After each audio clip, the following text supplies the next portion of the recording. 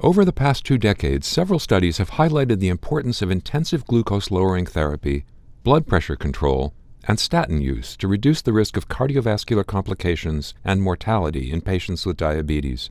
But the long-term trends of mortality and cardiovascular outcomes of patients with type 1 or type 2 diabetes as compared with the general population are unknown.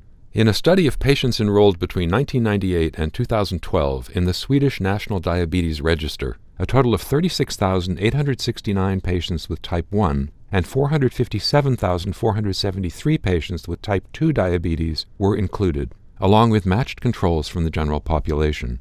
The outcomes that were assessed were all-cause mortality, fatal coronary heart disease, fatal cardiovascular disease, and hospitalization for cardiovascular disease. The rate of all-cause mortality declined among those with type 1 diabetes by 29%, and in matched controls by 23%, a difference that was not statistically significant.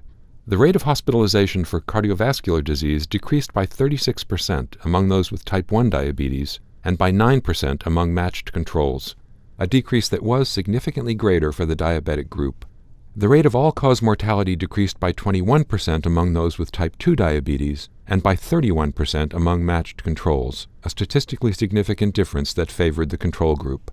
The rate of hospitalization for cardiovascular disease decreased by 44% among those with type 2 diabetes and by 29% among matched controls, a statistically significant difference that favored those with type 2 diabetes.